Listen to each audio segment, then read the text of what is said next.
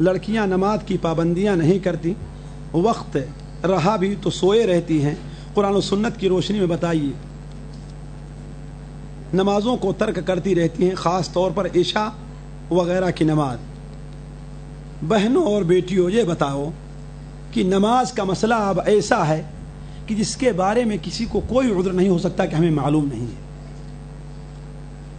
آخر ایک مسلم اور کافر کے درمیان نماز پڑھنے والی نماز ہی تو فرق کرنے والی ہے۔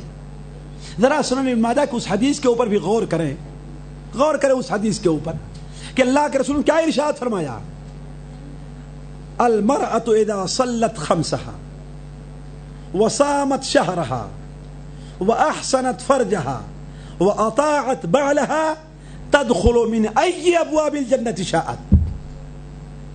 اگر عورت 4 کام کر لیتی ہے تو وہ جنت کے جس دروازے سے چاہے داخل ہو جائے گی۔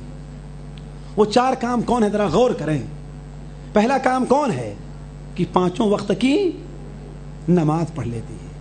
میں غور کرنے لگا، سوچنے لگا کہ آخر اللہ تبارک و تعالی نے خصوصی طور پر 5 وقت کی نماز کو اور روزے کو عبادات میں کیوں ذکر کیا ہے؟ اور پڑھی لکھی بچیاں ذرا غور کریں گی اس کے اوپر۔ زکوٰۃ بھی تو ہے نا، حج بھی تو ہے، دوسرے اعمال بھی ہیں، توحید بھی ہے، سارے اعمال ہیں، لیکن خصوصی طور پر اللہ کے رسول صلی اللہ علیہ وسلم نے نماز کے اور روزے کا ذکر کیوں کیا ہے؟ وجہ کیا ہے اس کی؟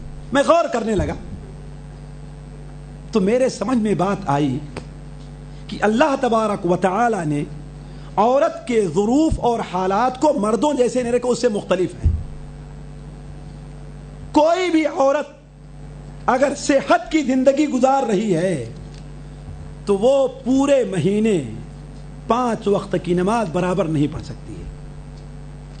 کوئی بھی عورت اگر صحت کی زندگی گزار رہی ہے تو وہ پورے مہینے کا روزہ نہیں رکھ سکتی ہے۔ اس لیے فطری طور پر بسا اوقات میں نماز چھوڑنا پڑتا ہے اور روزہ ترک کرنا پڑتا ہے۔ اور ایک چیز جس کی عادت بنی رہے اس کے اوپر عمل کرنا آسان ہوتا ہے، اور جب درمیان میں انقطاع ہو جائے، چھوٹ جائے، تو اس کے اوپر عمل کرنا مشکل ہوتا ہے۔ مثال کے طور پر چھٹیوں کے بعد اسکول جوائن کرنا 2 4 6 8 10 دن بڑا بھاری پڑتا ہے، اس لیے کہ مزاج نہیں بنا رہتا، لیکن جب یہی روزانہ جانے کی عادت پڑ جاتی ہے تو کوئی مشکل نہیں محسوس ہوتا۔ اسی لیے آپ سب نے خصوصی طور پر نماز اور روزے کا ذکر کیا ہے۔ تو عورتیں جن اعمال کو ادا کر کے جنت میں بغیر کسی رکاوٹ کے داخل ہو سکتی ہیں، ان میں پہلی چیز کیا ہے؟ 5 وقت کی نماز کا پڑھنا ہے۔ اور 1 وقت کی نماز کا چھوڑنا بھی، خواہ مسلمان مرد ہے یا عورت ہے، اس کے درمیان اور کفر کے درمیان اس کے درمیان اور ایمان کے درمیان بہت بڑی خائی اور وائدی کو حائل کر دیتا ہے۔ حتیٰ کہ بہت سے علماء یہ کہتے ہیں کہ ایسا شخص کافر ہو جاتا ہے تو ہماری وہ بچی، ہماری وہ بہن جو نمازوں کے چھوڑنے کی عادی ہے، اللہ اللہ اللہ کا خوف کرے اور اپنے آپ کو اللہ تعالیٰ کے عذاب میں گرفتار نہ کرے۔ ایک حدیث میں بیان کر دوں آپ کے سامنے، علامہ البانی رحمہ اللہ اس حدیث کو اپنی کتاب الصحیحہ کے اندر نقل کرتے ہیں، صحیح ترغیب و ترہیب میں نقل کرتے ہیں کہ اللہ تبارک و تعالی نے قبر میں ایک بندے کے اوپر یہ حکم دیا کہ اسے 100 کوڑے مارے جائیں۔ یہ آخرت کا معاملہ الگ ہے، کہاں پر؟ قبر میں حکم دیا اللہ تعالیٰ نے کہ بندے کے اوپر 100 کوڑے لگائے جائیں۔ اس بندے نے کہا اے اللہ تعالیٰ معاف کر دے، مجھے معاف کر دے، میری غلطی ہوئی، میں 100 کوڑے کیسے برداشت کروں گا؟ یہاں تک کہ معاملہ یہ پہنچا کہ 1 کوڑا تو سہنا ہی سہنا ہر حالت میں، بغیر کوڑا سہے ہوئے چھٹکارا نہیں ہے۔ چنانچہ حدیث شریف کے الفاظ ہیں کہ اسے 1 کوڑا جب رسید کیا گیا تو اس کوڑے کا اثر یہ ہوا کہ پوری قبر آگ سے بھر گئی، پوری قبر آگ سے بھر گئی ہے۔ جب تھوڑا سا اس بندے کو افاقہ ہوا تو وہ پوچھتا ہے فرشتوں سے کہ اچھا یہ بتاؤ میرے اوپر 100 کوڑوں کا فیصلہ ہوا اور معاملہ 1 کوڑے تک آ کر کے رکا، آخر میری غلطی کیا تھی؟ میں غلطی تو جانوں۔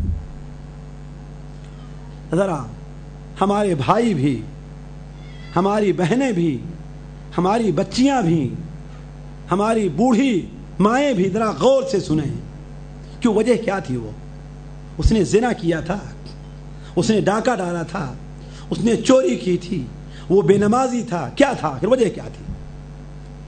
آخر اتنی بڑی سزا اسے کیوں دی گئی؟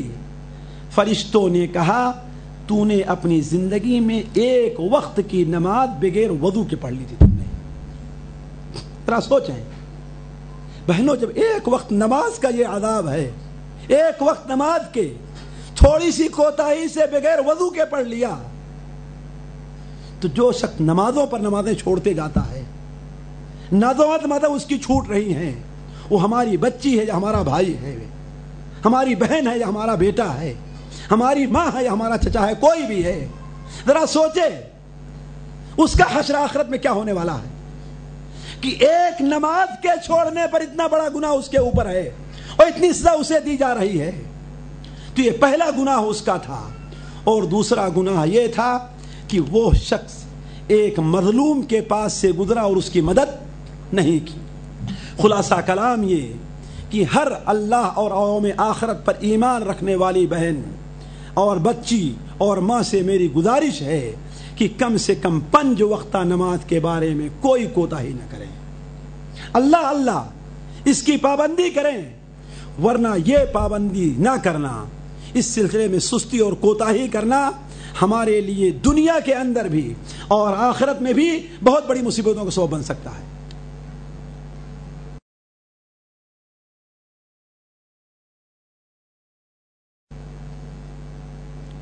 مجھے سودی قرض بہت ہے، باوجود کوشش کے ختم ہی نہیں ہو رہا ہے، کیا کروں بتائیے؟ دیکھیے بہنوں، میری بہن، سودی قرض لیا، آپ نے غلطی کی ہے، بہت بڑی غلطی کی ہے، لیکن اگر اب یہ غلطی ہو گئی ہے تو آپ کو 2 کام کرنا چاہیے۔ ایک کام تو یہ ہے کہ آپ ابو مصعب، ایک کام تو یہ ہے کہ آپ صدق دل سے اللہ تبارک و تعالیٰ سے توبہ کریں کہ اے اللہ تعالیٰ ہم سے یہ غلطی ہو گئی، سود بہت بڑا گناہ ہے، جیسے آپ لوگ پڑھتے اور سنتے رہے، اللہ آپ کی اس غلطی کو معاف کرے۔ دوسرا کام آپ کو یہ کرنا ہے کہ کثرت سے اللہ تبارک و تعالیٰ سے دعا کریں، اٹھیں فجر سے پہلے طہارت حاصل کر کے 2 رکعت نماز پڑھیں اور رات کی تاریکی میں اللہ تعالیٰ کے سامنے اپنا ہاتھ پھیلائیں۔ اللہ تعالیٰ اگر آپ کی خلوص نیت کو جانتا ہے تو اللہ تعالیٰ آپ کی مراد ضرور پوری کرے گا۔ اس وقت اللہ کی طرف سے ایک ندا دینے والا ندا دیتا ہے، کون ہے مانگنے والا جو اس کو میں مراد میں پوری کروں؟ کون ہے اپنے گناہوں سے معافی جسے میں معاف کر دوں؟ تو اگر آپ اپنے دل کے اندر سچی ہیں توبہ کے اندر، تو اللہ تعالیٰ آپ کی اس دعا کو ضرور قبول کرے گا اور آپ کے قرض کو دور کرے گا۔ دعا مومن کا ہتھیار ہے، جہاں پر تمام قسم کے ہیلے بند ہو جاتے ہیں، تمام راستے بند ہو جاتے ہیں، تو بندوں اور اللہ کے بیچ میں جو راستہ ہے بہنوں وہ بند نہیں ہوتا ہے۔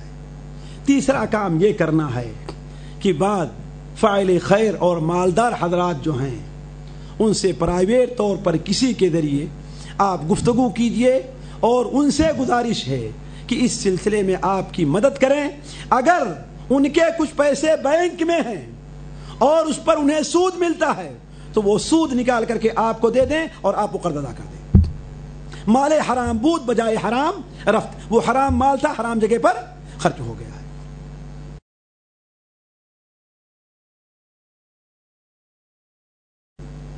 میرا سوال یہ ہے، کیا علم دین کافی ہے ایک عورت کے لیے یا دنیا کی تعلیم حاصل کرنی چاہیے؟ دنیا کی تعلیم حاصل کرنے کے لیے کیا حد ہے؟ دیکھیے، آج مسلمانوں کے لیے یہاں یہ ضروری ہے کہ دین سے متعلق تعلیمات حاصل کریں، وہاں یہ بھی ضروری ہے کہ دنیا سے متعلق تعلیمات حاصل کریں۔